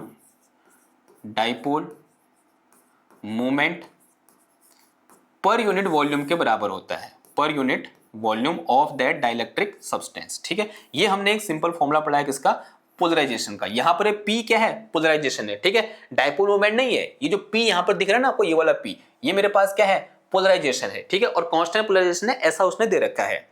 और जब भी पोलराइजेशन की प्रोसेस होती है तब वहां पर कॉन्सेप्ट आता है किसका? Concept of bound charge. और 2 टाइप के बाउंड चार्ज होते हैं, कॉन्सेप्ट ऑफ बाउंड चार्ज। और जो बाउंड चार्ज होते हैं वो 2 टाइप के होते हैं भाई। कौन कौन से होते हैं? एक होता है हमारे पास कौन सा? सरफेस बाउंड चार्ज, और दूसरा होता है वॉल्यूम बाउंड चार्ज। एक हमारे पास क्या होता है? सरफेस बाउंड चार्ज, और दूसरा हमारे पास क्या होता है भाई? Volume bound charge. Surface bound charge होता है क्या? सिग्मा बी के बराबर, and this sigma b will be equal to polarization vector dot क्या होता है? एन कैप होता है। और वहीं जो मेरे पास वॉल्यूम बाउंड चार्ज होता है वो किसका बराबर होता है मेरे पास, rho B equal to divergence of polarization, यानी माइनस का डाइवर्जेंस ऑफ पोलराइजेशन। तो ये मेरे पास क्या है भाई, यहाँ पर दो बड़े ही इंपॉर्टेंट फॉर्मूले हैं बाउंड चार्ज के। ये मेरे पास क्या है, सरफेस बाउंड चार्ज का फॉर्मूला, और ये मेरे पास क्या है यहाँ पर, वॉल्यूम बाउंड चार्ज का फॉर्मूला। अब आप बोलोगे भाई यहाँ पर P क्या है, P तो बड़ा जाना पहचाना है, P हमारा क्या है भाई, पोलराइजेशन है। P हमारा क्या है भाई, पोलराइजेशन है। अब जो n कैप है ना, ये बड़ा इंपॉर्टेंट है। जो यहाँ पर ये n कैप है, ये हमारा क्या है, जो n कैप है मेरा, वो है क्या, unit vector normal to the surface. This is unit vector normal to the surface, normal to the surface, normal to the surface. ठीक है, ये बात समझ में आ रही है आपको। जो मेरे पास n कैप है वो क्या है, एक यूनिट वेक्टर है जो कि नॉर्मल टू द सरफेस है। क्लियर है बात इतनी? ओके, इतनी बात क्लियर है। तो पहला क्वेश्चन ही मेरा इससे रिलेटेड है कि भाई जो सरफेस बाउंड चार्ज होगी, क्या उसकी वैल्यू इतनी होगी, ये हमें बताना है। अगर इतनी होगी तो ऑप्शन ए क्या होगा मेरा, करेक्ट होगा। तो इसको कैलकुलेट करेंगे, इसको कैलकुलेशन। तो यहां मेरे पास क्या करना पड़ेगा, सिग्मा बी निकालना है। तो ऑप्शन ए के लिए देखो, मुझे क्या निकालना है, sigma b. Sigma b equal to क्या होता है मेरे पास, पी डॉट एन कैप के बराबर होता है। अब हमारी सिलेक्शन करना है कि एन कैप कैसा होगा। है क्या हमारे पास, एक डाइलेक्ट्रिक स्फीयर है। क्या है मेरे पास, इस तरह से एक डाइलेक्ट्रिक स्फीयर है। ये एक स्फीयर है, ये इसका सेंटर है, ये इसकी सरफेस है। इसकी सरफेस में यूनिट वेक्टर हो किस डायरेक्शन में होगा, जो एन कैप होगा किस डायरेक्शन में होगा भाई, मेरा आर कैप डायरेक्शन। सिंपल सी बात है भाई, रेडियल डायरेक्शन में होगा। जो एन कैप होगा किस डायरेक्शन में होगा, आर कैप डायरेक्शन में होगा, बिकॉज स्फेरिकल सिमेट्री है यहाँ पर। ठीक है, तो अगर मैं यहाँ पर नॉर्मल ड्रॉ करूंगा इसकी सरफेस पर, वो नॉर्मल किसके अलोंग आएगा, अलोंग द रेडियस आएगा। इसका मतलब जो एन कैप होगा इस सरफेस के लिए वो किसके अलोंग होगा, आर कैप के डायरेक्शन में होगा, या बोलते हैं आर कैप के अलोंग होगा। ठीक है, तो एन कैप इक्वल टू कितना आ गया, आर कैप। अब पी मुझे दे रखा है पी नॉट जेड कैप, तो this will be equal to कितना आ जाएगा, ये आर वेक्टर, या इसको मैं क्या लिख सकता हूं, this P into Z cap, या P naught into Z cap, because इसकी वैल्यू कितनी है, P naught Z cap dot कितना आ गया भाई, आर कैप आ गया। अब मुझे यहां पर थोड़ा बहुत पुरानी बातों को याद करना पड़ेगा, और या तो इस जेड कैप को आर कैप, थीटा कैप और फाई कैप के टर्म में लिखना पड़ेगा, या फिर मुझे आर कैप को आई कैप, जे कैप और के कैप के टर्म में लिखना पड़ेगा। तो उसके लिए मुझे कुछ चीजें पता होनी चाहिए। जैसे हमने क्या पढ़ी थी, एक बहुत ही बढ़िया सी एक मैट्रिक्स पढ़ी थी कि conversion of spherical coordinate system into Cartesian coordinate system, यानी कैसे हम i cap, j cap, k cap को r cap, theta cap, phi cap में कन्वर्ट कर सकते हैं, या इसका उल्टा कि r cap, theta cap, phi cap को i cap, j cap, k cap के रूप में कन्वर्ट कर सकते हैं। तो उसके लिए हमने क्या पढ़ी है, एक मैट्रिक्स टाइप का या फॉर्मूला हमने पढ़ा हुआ है। तो क्या था फॉर्मूला, अगर आपको याद है तो बताइए। नीचे कमेंट में तो लिख नहीं सकते उसको, ऐसे कॉपी में लिख सकते हैं, तो आंख बंद कीजिए और कॉपी में लिखने की कोशिश कीजिए। तो फॉर्मूला कुछ ऐसा होता है मेरे पास, यहाँ क्या आता है इस तरह से, r cap, theta cap and phi cap, and this is equal to, यहाँ मेरे पास कितना आता है इस तरह से, here we have sine theta cos phi, और फिर इंटू में कितना आता है हमारे पास, सॉरी इंटू में नहीं, दूसरा उसमें दूसरा टर्म क्या आता है, साइन थीटा साइन फाई, फिर यहाँ मेरे पास आता है कितना, कॉस थीटा, फिर ये वाला टर्म इधर आ जाएगा, ये टर्म इधर, तो ये मेरे पास कितना आ गया इधर पर, साइन थीटा साइन फाई, फिर आता है मेरे पास कितना, साइन थीटा कॉस फाई, फिर आता है कितना, माइनस का साइन थीटा, याद रखना यहाँ माइनस साइन आता है इस पॉइंट पर। ठीक है, फिर आता है हमारे पास कितना, अब यहाँ से ये वाला टर्म नीचे आ जाएगा, और यहाँ से ये वाला टर्म। ठीक है, याद करने के लिए ऐसे लिख लो। तो यहाँ मेरे पास कितना आ जाएगा, ये साइन फाई, और यहाँ मेरे पास कितना आ जाएगा, सॉरी माइनस, ये प्लस होगा, ये माइनस होगा, and this is cos phi, और यहाँ क्या आता है, जीरो आता है, और यहाँ इनटू में कितना आ जाएगा, I cap and J cap, and here we have K cap और Z cap, whatever you can write, K cap. ठीक है, अब मुझे निकालना क्या है, आर कैप निकालना। तो बताओ भाई आर कैप कितना हो जाएगा, सिंपल सा फटाफट से आर कैप निकाल दो। तो अगर मैं यहाँ से क्या निकालूं, आर कैप निकालूं, तो ये वाली रो इस कॉलम के साथ क्या होगी, इंटू होगी, बीच में क्या आएगा, प्लस आएगा। तो कितना आ जाएगा, देखो ये sine theta cos phi I cap and plus का sine theta sine phi into J cap and plus का here we have cos theta और इनटू में कितना आ गया के कैप आ गया। ठीक है, अब बाकी भी निकाल सकते हो, थीटा का भी लिख सकते हो, फाई का भी लिख सकते हो। अभी मुझे उसकी जरूरत है नहीं, मुझे सिर्फ क्या चाहिए भाई, हमारा आर कैप चाहिए, जो कि इस तरह से यहां पर निकल के आ गया। अब इस आर कैप की वैल्यू को उठाओ इधर रखो, तो मेरे पास देखो यहां से क्या आ जाएगा, surface bound charge density sigma b will be equal to p naught, तो ऐसे रहा है, और जेड कैप ऐसे रहा, इसको जेड कैप लिख दो डॉट। अब यहां पर इस आर कैप की वैल्यू जरा ध्यान समझना, सीधे मल्टीप्लाई करते हैं, जेड कैप यानी के कैप, के कैप जब इससे मल्टीप्लाई होगा K cap dot I cap zero, K cap dot J cap zero, तो ये दो टर्म क्या हो जाएंगे, ये टर्म लिखने की जरूरत नहीं है, ये टर्म लिखने का बचा कौन सा वाला, ये वाला, तो कितना आ जाएगा ये कॉस थीटा इंटू कितना आ गया के कैप आया, के कैप यानी जेड कैप, तो Z cap dot Z cap कितना हो गया 1 हो गया, तो सिग्मा बी इक्वल टू कितना आ जाएगा मेरा P naught into cos theta आ गया। तो दिस इज अवर आंसर। क्या ये आंसर हमारे ऑप्शन के साथ मैच कर रहा है? मेरे ख्याल से हाँ जी कर रहा है। तो हमारा आंसर क्या हो गया, यानी ऑप्शन ए क्या हो गया हमारा, बिल्कुल सही हो गया, ऑप्शन ए इज करेक्ट। जो ऑप्शन ए है भाई वो बिल्कुल क्या है, सही है, option A is correct, option A is correct, option A is correct. ठीक है, तो इस तरह से हम क्या करते हैं, surface bound charge density find करते हैं। अगले ऑप्शन की ओर आते हैं, क्या बोल रहा है, the electric field at a distance r on the z axis varies as 1/r²। जो इलेक्ट्रिक फील्ड होगा वो जेड एक्सिस के अलोंग 1/r² के साथ वेरी करेगा, ये हमें बताना है। ठीक है, अब कैसे बताएंगे, समझना जरा बात को। इसका आंसर आप सीधे सीधे भी दे सकते हो और कैलकुलेशन भी कर सकते हो। पहले सीधे आंसर दे देंगे और फिर यहाँ पर एक बार कैलकुलेशन भी कर लेंगे, क्योंकि हम यहाँ पर लर्निंग कर रहे हैं। ठीक है, तो इस तरह से मेरे पास स्फीयर है। अब मुझे पता लग गया शेप कैसा है भाई, स्फेरिकल शेप है यूं करके। ठीक, ये इसका सेंटर है, यहाँ पर 3 एक्सेस होंगे, एक एक्स एक्सेस, एक वाई एक्सेस, एक जेड एक्सेस। इसको वाई एक्सेस बोल दिया मैंने, इसको मैंने एक्स एक्सेस बोल दिया, ये वाई एक्सेस है, और ये हमारा क्या है भाई, this is our z axis. ठीक है, अब जेड एक्सेस पर किसी पॉइंट पर, माना ये वो पॉइंट है, लेट अस से दिस पॉइंट इज पी। ठीक, इस पी पॉइंट मुझे क्या करना है, इलेक्ट्रिक फील्ड कितना होगा ये निकालना है। ठीक है, क्लियर बात। अब यहाँ सॉरी निकालना नहीं है, हमें ये बताना है कि जो इलेक्ट्रिक फील्ड होगा क्या इस तरीके का होगा कि electric field is proportional to 1/r²। क्या ऐसा होगा या नहीं होगा ये हमें बताना है। ठीक है, अब हमें ये पता है कि इसकी सरफेस बाउंड चार्ज डेंसिटी कितनी है, sigma b, p naught into cos theta के बराबर है। अगर मैं यहां से क्या निकालूं, रो बी निकालूं, यानी वॉल्यूम इसके अंदर, इसके वॉल्यूम में कितना चार्ज होगा वो निकालूं, तो वो कितना हो जाएगा मेरे पास, माइनस का डाइवर्जेंस ऑफ पी हो जाएगा। अब पी कांस्टेंट है, पी नॉट जेड का अगर पी कांस्टेंट है मेरा, पी कांस्टेंट, डाइवर्जेंस कितना हो जाएगा इसका 0 हो जाएगा। इसके वॉल्यूम चार्ज डेंसिटी कितनी है, 0 है। अगर मैं इसका टोटल चार्ज निकालूंगा, टोटल बाउंड चार्ज निकालूंगा, और टोटल बाउंड चार्ज में कितना आएगा, 0 आएगा।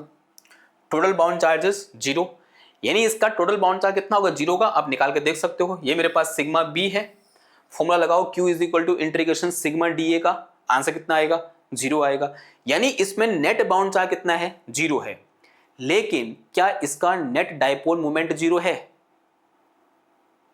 आपको ऐसा लग रहा होगा कि अगर नेट चार्ज 0 होगा तो इलेक्ट्रिक फील्ड भी कितना हो गया, 0 हो गया, लेकिन नहीं, इसके पास क्या कुछ ना कुछ डाइपोल मोमेंट होगा। अगर डाइपोल मोमेंट भी 0 आ गया तब इलेक्ट्रिक फील्ड कितना हो जाएगा, 0 हो जाएगा। तो पहले ये निकाल लेते हैं। पहले तो एक चीज तो बताऊं, क्या नेट बाउंड चार्ज कितना है भाई, 0 है, लेकिन क्या इसका नेट डाइपोल मोमेंट 0 है? आंसर है नहीं है। क्यों नहीं है? बिकॉज क्या हो रखा है, पोलराइजेशन हो रखा है, यानी उसके अंदर एक नॉन जीरो डाइपोल मोमेंट होगा। यानी this sphere act like a dipole, this sphere act like a dipole. और जो डाइपोल ओरिएंटेड होगा किस डायरेक्शन में होगा, पोलराइजेशन की डायरेक्शन में। क्यों होगा? अभी फॉर्मूला पढ़ा था हमने, क्या, polarization P will be equal to dipole moment per unit volume. अभी थोड़ी देर पहले लिखा था मैंने ऐसे कुछ, ये वाला P क्या है, डाइपोल मोमेंट, और ये वाला P क्या है, पोलराइजेशन। ठीक है, अभी के लिए मान लो, अब आगे पीछे भी कर सकते हो, इसको पोलराइजेशन इसको डाइपोल मोमेंट, या फिर इसको पोलराइजेशन इसको डाइपोल मोमेंट। ठीक है, ऐसा आप कर सकते हो। लेकिन फिलहाल के लिए ये हमने पढ़ा था ना कि polarization equal dipole moment upon volume, यानी जो डाइपोल मोमेंट हो किस डायरेक्शन में होगा, जिस डायरेक्शन में पोलराइजेशन है उस डायरेक्शन में क्या होगा, डाइपोल मोमेंट भी होगा। यानी this sphere act like a dipole, जो किस डायरेक्शन में होगा भाई, जेड कैप डायरेक्शन में होगा। This sphere act like a dipole, जो किस डायरेक्शन में होगा, जेड का डायरेक्शन, यानी यहां पर क्या रखा हुआ है, एक डायपोल रखा हुआ है यूं करके, जिसका डायपोल मोमेंट कितना है, स्मॉल पी के बराबर है। और डायपोल की एक्सेस में ये क्या हुआ, इस डायपोल की एक्सेस है, इस डायपोल की एक्सेस में किसी पॉइंट पर जो इलेक्ट्रिक फील्ड होता है वो 1/r³ के साथ वेरी करता है। ये आपने पढ़ा नहीं पढ़ा है, किसके साथ वेरी करता है, 1/r³ के साथ वेरी करता है। तो क्या ये हमारे स्टैंडर्ड को सेटिस्फाई कर रहा है, आंसर है नहीं कर रहा है। ठीक है, आंसर है नहीं कर रहा है। अगर सेटिस्फाई नहीं कर रहा है, इसका मतलब जो मेरा ऑप्शन बी है जिसने बोल रखा है कि electric field at any point on z axis will be equal to will vary as 1/r², तो ये बात क्या है भाई, बिल्कुल गलत है कि जो इलेक्ट्रिक फील्ड होगा वो जेड एक्सिस के अलोंग इसके साथ वेरी नहीं करेगा, यानी आउटसाइड द स्फीयर की बात हो रही है, because r is greater than capital r बोला है उसने। ठीक है, तो this option is not correct, ये ऑप्शन मेरा करेक्ट नहीं होगा। ये जो मैंने समझाया आपके समझ में आया, दोबारा सुनो मैं क्या बोला मैंने, सुनेंगे जरा। ये मेरे पास क्या है, एक स्फीयर है, इस स्फीयर एक डाइलेक्ट्रिक स्फीयर है, इसका पोलराइजेशन हुआ, पोलराइजेशन होते ही इसका नेट डायपोल मोमेंट क्या हो गया, नॉन जीरो हो गया, यानी इसके अंदर क्या है, अब कुछ नॉन जीरो डायपोल मोमेंट है। अब जो नॉन जीरो डायपोल मोमेंट है वो किस डायरेक्शन में होगा, जेड का डायरेक्शन में होगा, because dipole moment equal to क्या होता है मेरे पास, सॉरी पोलराइजेशन इक्वल टू क्या होता है, dipole moment per unit volume, यानी जिस डायरेक्शन में पोलराइजेशन है उस डायरेक्शन में क्या है, डायपोल मोमेंट भी है। ठीक है, तो dipole moment is in z का डायरेक्शन, और अगर ये इस डायरेक्शन में है तो this point P is on the axis of dipole, और डायपोल के एक्सेस में जो इलेक्ट्रिक फील्ड होता है 1/r³ के साथ वेरी करता है, और ऑप्शन में क्या है 1/r² वेरी कर रहा है, जो कि गलत बात है। अब सवाल ये है कि भाई इस डायपोल मोमेंट की वैल्यू क्या होगी, तो बहुत आसान है निकालना, value of this dipole moment P will be equal to कितना आ जाएगा, this P vector into V आ जाएगा। P वेक्टर की वैल्यू मेरे पास कितनी है, P0 इंटू जेड कैप है, V की वैल्यू कितनी हो जाएगी, 4/3 पाई r³। ठीक है, V यानी इसका वॉल्यूम, और इसकी अगर रेडियस r है यहाँ से यहाँ तक, this radius is r, so this is 4/3 pi r³। तो ये dipole moment P is equal to कितना आ गया मेरे पास, P0 इंटू 4π/3 इंटू r³, और डायरेक्शन क्या हो जाएगी इसकी, जेड कैप क्या होगी, इसकी डायरेक्शन होगी। तो this is value of dipole moment. ठीक है, इसको निकालने का एक और तरीका हो सकता है, कैसे निकाल सकते हो आप, dipole moment P will be equal to integration, here we have r cap into sigma into dA, और सिग्मा की वैल्यू कितनी है, इतनी है। इससे भी निकल सकता है लेकिन इतना करने की जरूरत है नहीं, आप सीधे यहां से निकाल लो कि मेरे पास P वेक्टर इक्वल टू कितना आ गया, P0 क्या है यहाँ पर, डायपोल मोमेंट है, ठीक है, सॉरी पोलराइजेशन है, जो कि हमको क्वेश्चन में दे रखा है, P0 into 4π/3 r³ into Z cap. Clear है बात, तो this is value of this dipole moment.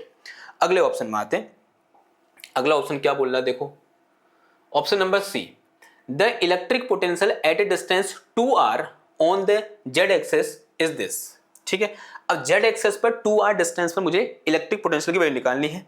Again same वही क्वेश्चन है, या फिर नीचे करें, नीचे करना पड़ेगा क्योंकि मेरे को डेटा चाहिए नीचे का, ओह सॉरी, करो भाई, चलो भाई क्या करना है, सेम मेरे पास अब डायपोल है। अब जरा समझना बात को, अब मैं इस पूरे को किससे रिप्लेस कर सकता हूं, एक डायपोल से रिप्लेस कर सकता हूं जिसका डायपोल मोमेंट कितना है भाई, मेरे पास इतना है। ठीक, तो मेरे पास क्या है, एक डायपोल है इस तरह से, पहले से एक्सेस बनाओ, x axis, y axis, z axis, x axis, y axis, and here we have z axis. अब मेरे पास क्या है, यहाँ पर एक डायपोल है जो कि ऐसे कुछ रखा हुआ है अलोंग जेड डायरेक्शन। ठीक है, इस डायपोल मोमेंट की वैल्यू कितनी है, इसके डायपोल मोमेंट की वैल्यू कितनी है, इतनी हमें दे रखी है। यहाँ पर एक पॉइंट है जो कि यहाँ से 2r डिस्टेंस, यानी ये पॉइंट क्या हो जाएगा, 0,0,2r हो जाएगा। ठीक है, जहाँ r क्या है, इसकी रेडियस है। ठीक है, तो इस पॉइंट पर इलेक्ट्रिक पोटेंशियल कितना होगा, अब इलेक्ट्रिक पोटेंशियल V का फॉर्मूला क्या होता है, ड्यू टू डायपोल, तो this will be equal to 1/4πε0, here we है P वेक्टर, या फिर स्मॉल p बनाओ इसको बिकॉज डायपोल मोमेंट होगा, this is our small p vector, और डॉट कितना आ जाएगा, ये r कैप, और अपॉन में क्या आ जाएगा मेरे पास, r² आ गया। ठीक है, तो this will be equal to 1/4πε0, इसकी वैल्यू कितनी है, ये रखी हुई है, रखो यहाँ से, P0 इंटू 4/3 पाई r³, और किस डायरेक्शन में भाई, के कैप डायरेक्शन में, जेड कैप डायरेक्शन में, डॉट। और ये जो मेरे पास आर कैप है ये भी किस डायरेक्शन में है भाई मेरा, r cap is also in z cap direction. R cap भी कहाँ की ओर है, इधर की तो ओर है। ये मेरे पास क्या है, आर वेक्टर है, यानी आर कैप कहाँ की ओर होगा, इस जेड कैप डायरेक्शन में होगा। Are cap is in k cap direction और we can say z cap direction. तो यहाँ मेरे पास कितना आ जाएगा भाई, ये मेरे पास क्या आ गया यहाँ पर के कैप आ गया, और अपॉन में कितना हो जाएगा, ये अपॉन में कितना हो जाएगा, ये आर स्क्वायर। आर स्क्वायर करने का मतलब ये डिस्टेंस यहाँ से यहाँ तक, इसका मैग्नीट्यूड कितना है 2r। तो ये मेरे पास कितना आ गया यहाँ पर, हियर वी हैव 2r का होल स्क्वायर। ठीक है, इस 4 से ये 4 कैंसिल हो गया, इस 4 से ये 4 कैंसिल हो गया। तो ये मेरे पास कितना आ गया, देखो सॉल्व करने के बाद ये है मेरे पास कितना 1/πε0 and here we have p0 pi r cube, k dot 1 हो गया, एंड अपॉन दिस इज 2 दूना 4 4r स्क्वायर। ये कट गया, ये कट गया पाई से, ये पाई भी कट गया, यहाँ एक अपॉन में 3 भी है। तो this is our p0 into r, 4×3 12ε0। तो p0 इंटू r अपॉन में कितना आ गया 12ε0। क्या ऐसा हमारे ऑप्शन में था, हाँ जी था। देखो भाई था या नहीं था, आंसर है था। p0 r डिवाइड में कितना आ गया 12ε0। It mean option C is correct, option C is correct. Option A correct, option B wrong, option C correct. अब बारी है किसकी, ऑप्शन डी की। The electric field outside is equivalent to that of an electric dipole at the origin. बिल्कुल सही बात है, दोनों क्या होंगे, इक्विवेलेंट होंगे, because that dielectric sphere act like a dipole which is centred at origin. और उसका जो इलेक्ट्रिक फील्ड होगा वेरी कैसे वेरी करेगा, 1/r³ के साथ वेरी करेगा। ठीक है बात इतनी, ओके। तो this option is also correct, option D is also correct. तो हमारे आंसर क्या क्या हो जाएंगे, A C and D, A C and D all 3 option are correct, and option B is wrong, option B is wrong. ठीक है, तो again it is very very very important question, और ये बहुत इंपॉर्टेंट यहाँ हमने मैट्रिक्स इस तरह से क्या कर रखी है, डिस्कस कर रखी है। ठीक है, और बाउंड चार्ज पता होना चाहिए। बाउंड चार्ज क्या होते हैं, 2 टाइप के बाउंड चार्ज होते हैं। एक होता है मेरे पास कौन सा, सरफेस बाउंड चार्ज, दूसरा मेरे पास क्या होता है volume bound charge. Surface bound charge क्या है p डॉट एन कैप, और वॉल्यूम बाउंड चार्ज क्या है माइनस का डेल डॉट p। ठीक है, जहां एन कैप क्या है unit vector normal to the surface, और डेल तो आप जान दो डाइवर्जेंस लिखा हुआ है। ठीक है, बढ़ते हैं अपने अगले क्वेश्चन की ओर। अगेन देखो भाई क्वेश्चन नंबर 4 देखो, 2017 में ये क्वेश्चन आया हुआ है।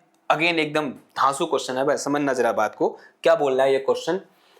इन ए कोएक्सियल केबल, इन एक कोएक्सियल केबल, एक कोएक्सियल केबल है, the radius of inner conductor is 0.2। ये मेरे पास क्या है इस तरह से, यहाँ पर इनर कंडक्टर है, ये मेरे पास क्या है इस तरह से, ये इनर कंडक्टर है। इसकी रेडियस कितनी है यहाँ से यहाँ तक, ये दे रखा कितना मेरे को 2 मिलीमीटर, नॉट 0.2, कितना दे रखा है ये 2 मिलीमीटर दिया हुआ है। फिर क्या बोल रहा है, and that of the outer one is 5 millimetre, यानी यहां से यहां तक ये आउटर रेडियस इसकी ये कितनी दे रखी है मेरे को 5 मिलीमीटर, ये गिवन है। The inner conductor is at potential of 10 volt, यहां पर कितना पोटेंशियल लगा रखा है भाई 10 वोल्ट का पोटेंशियल लगा रखा है। And outer conductor is grounded, अगर आउटर कंडक्टर ग्राउंडेड है तो यहां पोटेंशियल कितना होगा 0 पोटेंशियल, यहां पोटेंशियल कितना होगा 0।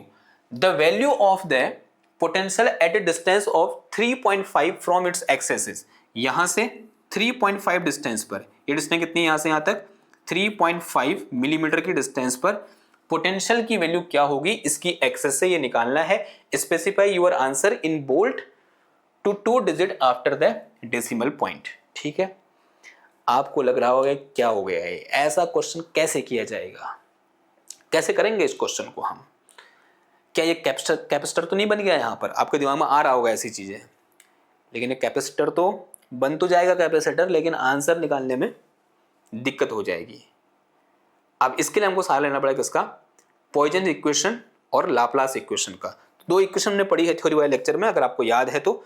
हमने क्या पढ़ा है, पॉइजन इक्वेशन, एंड एक हमने क्या पढ़ी है पॉइजन इक्वेशन, पॉइजन्स इक्वेशन हमने एक पढ़ी है। और पॉइजन इक्वेशन क्या होती है, याद है किसी को, जो पॉइजन इक्वेशन होती है हमारी वो होती है हमारे पास क्या, डाइवर्जेंस नहीं, क्या होता है, डेल स्क्वायर वी क्या है scalar potential, this is equal to minus का rho divided by epsilon naught. This equation is known as Poisson's equation. अगर मैं ये बोलूं if this rho is equal to zero, यानी चार्ज डेंसिटी अगर कितनी हो, जीरो हो, तो in this case this del square V is equal to कितना आ जाएगा, जीरो आ जाएगा। And this equation is known as Laplace equation. इसे हम क्या बोलते हैं, लाप्लास इक्वेशन बोलते हैं। और ये सारी कहानी इसी इक्वेशन के इर्द गिर्द क्या करेगी, घूमेगी। कैसे करेंगे फिर हम, आपको लाप्लास इक्वेशन के सॉल्यूशन पता होना चाहिए इन डिफरेंट कोऑर्डिनेट सिस्टम, और उसके लिए आपको इस डेल को मैं कैसे लिखूंगा ये पता होना चाहिए। अब यहां पर हम सारे कोऑर्डिनेट सिस्टम नहीं पढ़ेंगे, लेकिन एक कोऑर्डिनेट सिस्टम पढ़ेंगे जो यहां पर यूज होने वाला है। बताओ कौन सा कोऑर्डिनेट सिस्टम यूज करेंगे, स्फेरिकल, सिलेंड्रिकल, पोलर या फिर कार्टेशियन। कई सिमेट्री है, वायर कैसा होता है, सिलेंड्रिकल शेप का होता है, तो सिमेट्री यूज होगी, कौन सी सिमेट्री यूज होगी, सिलेंड्रिकल सिमेट्री हम यहां पर क्या करेंगे, यूज करेंगे। तो उसके लिए मुझे नया पेज चाहिए एक। तो हमारे पास क्या है भाई, हमें क्या करना है, इस चीज को डिफाइन करना है, डेल स्क्वायर वी को डिफाइन करना है भाई, कितना होगा del square v in any curvilinear coordinate system. तो एक जनरल फॉर्मूला होता है किसका, डेल स्क्वायर वी का, पहले लिख लेते हैं उसको।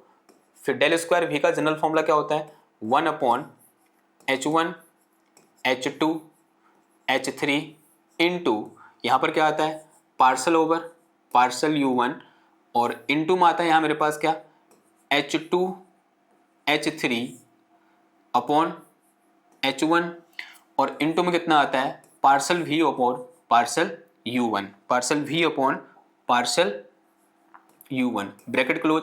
फिर यहाँ पर क्या आता है, प्लस हियर वी है parcel over parcel u2, and into में कितना आता है, यहाँ पर इधर आता है मेरे पास h1 h3 अपॉन h2, और फिर यहाँ पर कितना आता है, parcel v upon parcel u2, and फिर यहाँ प्लस आता है हमारे पास क्या, पार्सल ओवर पार्सल u3, और इनटू में आता है क्या यहाँ मेरे पास h1 h2, and here we have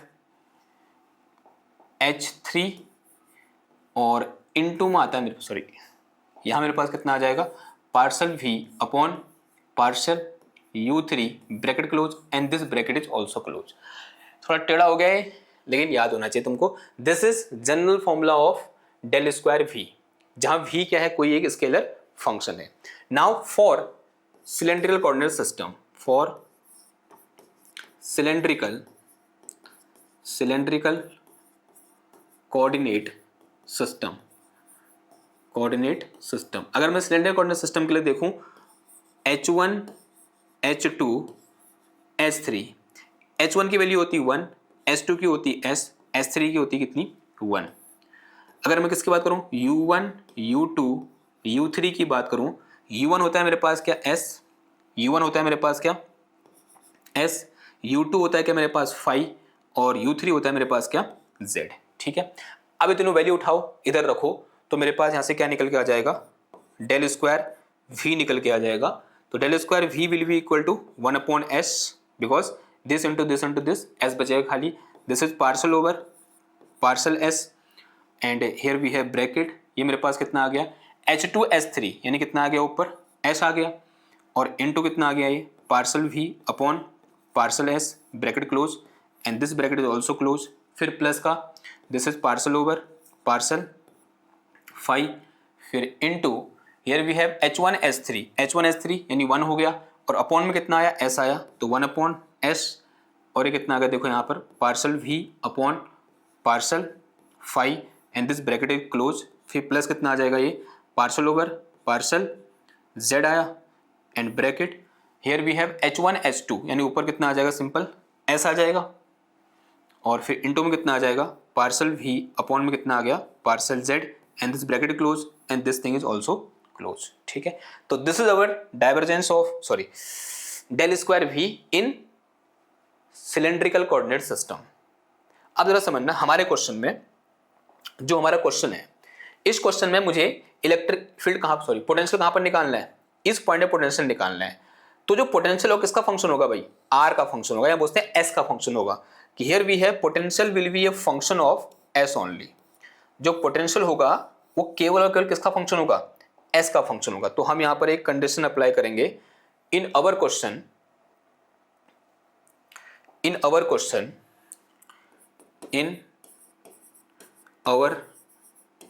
question जो पोटेंशियल है V है, this is function of S only. किसका फंक्शन होगा ये, सिर्फ और सिर्फ S का फंक्शन होगा। अगर ये सिर्फ और सिर्फ S का फंक्शन है तो अगर मैं partial V over partial phi निकालूंगा तो आंसर कितना आ जाएगा, 0 आ जाएगा। अगर मैं partial V over partial S निकालूंगा तो आंसर कितना आ जाएगा, 0 आ जाएगा। तो सिर्फ मेरे पास एक टर्म बचेगा, कौन सा वाला, ये वाला, सिर्फ ये टर्म बचा। अब लाप्लास इक्वेशन यूज करो, तो since from Laplace equation this del square V will be equal to 0। Now we have only this term, ये इनटू बाहर से S है तो 1/s और इनटू कितना आ जाएगा, ये partial over partial S of S into partial V upon partial S into bracket close and this will be equal to 0। ठीक है, तो ये ऐसा यहाँ आके 0 हो जाएगा। तो मेरे पास क्या बचेगा, देखो यहाँ पर ये बच जाएगा मेरे पास कितना, partial over partial S of S into partial V upon partial S and this will be equal to 0। इस टर्म का पार्शियल डेरिवेटिव 0 है, it mean this whole term will be constant, ऐसा बोल सकता हूं मैं। लेट अस से this constant is a, तो यहां से मेरे पास s into partial v upon partial s this is equal to some constant a। a क्या है मेरे पास, कोई एक कांस्टेंट है। तो यहां से अगर मैं क्या निकालूं, parcel v upon partial s निकालूं तो कितना आ गया, ये a अपॉन s आ गया। ठीक है, क्रॉस मल्टीप्लाई करेंगे तो पार्सल v इक्वल टू कितना आ जाएगा, ये a अपॉन s इंटू में कितना आ गया, पार्सल s आ गया। नाउ इंटीग्रेटिंग बोथ साइड, जैसे इंटीग्रेशन करूंगा this partial derivative will be converted into dv, ऐसे हो जाएगा। ठीक है, dv will be equal to integration a divided by s और इंटू कितना आ जाएगा, ds आ जाएगा। फटाफट से क्या करो, इंटीग्रेशन करो, dv कितना हो जाएगा, v हो जाएगा। This is equal to a 1/s कितना हो जाएगा, ln s हो जाएगा, यानी log s एन प्लस कितना आ जाएगा भाई, b आ जाएगा। Said is some question number 1। ये क्या निकल गया भाई, ये निकल गया value of potential for any value of s। देखो हमारे केस में जो s की वैल्यू कितनी है, 3.5 है। अब वहां वैल्यू पुट करोगे आंसर आ जाएगा। मैंने क्या निकाल दिया, इस तरह से मेरे पास अगर सिलेंड्रिकल सिमेट्री है तो उसके सेंटर से या जो पोटेंशियल है वो सिर्फ s पर डिपेंड कर रहा है, तब उस केस में जो पोटेंशियल की किसी भी पॉइंट पर पोटेंशियल की जनरल वैल्यू क्या होगी, v is equal to a into ln s plus b के बराबर होगी। लेकिन यहां पर एक दिक्कत है, दिक्कत ये है कि भाई मुझे न a पता है न b पता है, न मुझे a पता है न b पता है, न a पता है न b पता है, दोनों कांस्टेंट है, नहीं पता है। लेकिन मुझे कुछ कंडीशन पता है। क्या कंडीशन पता है, कि जब पोटेंशियल 0 है, जब पोटेंशियल की वैल्यू 0 है तब s की वैल्यू कितनी है, 5 के बराबर है, 5 मिलीमीटर है। और जब पोटेंशियल 10 है तब s की वैल्यू कितनी है, 2 मिलीमीटर के बराबर है। ये मेरे को कंडीशन पता है, ये कंडीशन लगाएंगे और यहां से क्या निकाल देंगे भाई, a और b निकाल देंगे। फिर s की वैल्यू पुट करेंगे 3.5, जो हमारा रिक्वायर्ड रिजल्ट हमको निकल के आ जाएगा मतलब। तो मेरे पास दो केस है यहां पर। केस फर्स्ट क्या है, देखो फर्स्ट केस लगाएंगे। अगर मैं ये बोलूं केस फर्स्ट में, देखो क्या चीज है मेरे पास, समझेंगे जरा। अगर मैं ये बोलूं if s is equal to 2 है, कितना है, एक बार रुको यार, s इक्वल टू कितना है, 2 मिलीमीटर है, उस केस में v इक्वल टू कितना है, 10 है। s equal to 2 millimetre, then v is equal to कितना दे रखा है मेरे को, 10 दे रखा है। ठीक है, और इसको लगा दो फिर यहां पर, देखो मेरे पास v इक्वल टू 10 रखो, तो यहां से 10 इक्वल टू कितना आ गया, a ln 2 and plus b आ गया। ठीक है, said is some equation number 2। Case 2 देखो, सेकंड केस में क्या बोल रहा है, if s equal to 5 millimetre, then v equal to कितना है भाई मेरा, देन v इक्वल टू मेरे पास कितना, 0। तो लगा दो यहां पर v इक्वल टू कितना हो जाएगा, 0। This will be equal to a ln 5 n plus कितना आ गया, b आ गया। Said is some equation number 3। इस इक्वेशन 3 को थोड़ा बहुत सॉल्व करो, क्या निकल के आ जाएगा, b निकल के आ जाएगा। तो b इक्वल टू कितना आ गया यहाँ से माइनस का a ln 5 आ गया। ठीक है, b is equal to minus का a ln 5। अब इस b की वैल्यू को उठाओ और कहाँ रखो भाई, इस इक्वेशन नंबर 2 में रखो। इस b की वैल्यू को उठाओ यहाँ से, ये जो b है ना मेरा, ये आया जो, इसको यहाँ से उठाओ इधर रखो, देखो क्या निकल के आएगा। अगर b की वैल्यू को उठाकर मैं यहाँ रखूंगा तो मेरे पास निकल के आ जाए क्या यहाँ से 10 इज इक्वल टू, ये मेरे पास क्या देखो a ln 2 और फिर माइनस का a, ये कितना आ गया ln 5 आ गया। ठीक है, तो here we have 10 equal to a बाहर ले लो यहाँ से या फिर माइनस a बाहर ले लो, आपकी मर्जी है। अंदर कितना बच गया ln 5 माइनस का ln 2 आ गया and this bracket close, sorry. तो ये मेरे पास 10 इक्वल टू माइनस का a ln 5 माइनस ln 2 यानी कितना आ जाएगा l a माइनस b का फॉर्मूला ln 5 बाई कितना आ गया 2 आ गया। तो यहाँ से a इक्वल टू कितना आ गया माइनस का 10 अपॉन ln 5 बाई 2 आ गया। तो ये भाई क्या निकला मेरा, ये मेरा सिर्फ अभी तक क्या निकल रखा है a निकल रखा है। This is value of a। अब ऐसे क्या निकाल दोगे आप, वैल्यू ऑफ b निकाल दोगे। वैल्यू ऑफ b मेरे पास कितना है, since we have b equal to कितना दे रखा है मेरे को, देखो भाई जो b है मेरे पास कितना है माइनस का a ln 5 के बराबर, और माइनस प्लस हो जाएगा तो कितना आ जाएगा ये 10 ln 5 कितना आ जाएगा माइनस प्लस 10 ln 5 अपॉन में कितना आ गया ln 5/2 ln 5/2। ये क्या निकल गया है भाई हमारा b निकल के आ गया। ये क्या निकल के आया मेरा b निकल के आया। ये क्या निकल के आया मेरा b निकल के आया। ठीक है, तो दोनों कांस्टेंट निकल के आए। तो अब मैं क्या कर सकता हूं यहाँ से s की किसी वैल्यू के लिए v की वैल्यू क्या कर सकता हूं आराम से फाइंड कर सकता हूं। और हमको s की वैल्यू क्या दे रखी है 3.5 दे रखी है। s की वैल्यू कितनी दे रखी है मेरे को 3.5 दे रखी है। तो फटाफट से a की जगह पुट करो, b की जगह पुट करो और s की जगह 3.5 पुट करो, आंसर निकल के आ जाएगा। तो क्या करेंगे हम फटाफट से यहाँ पर, अब v इक्वल टू निकालना है मेरे को। कैलकुलेशन किसके लिए है भाई, v के लिए कैलकुलेशन है। तो यहां से मेरे पास v इज इक्वल टू क्या आ जाएगा, v इज इक्वल टू क्या आ जाएगा, देखो v इज इक्वल टू क्या आ जाएगा।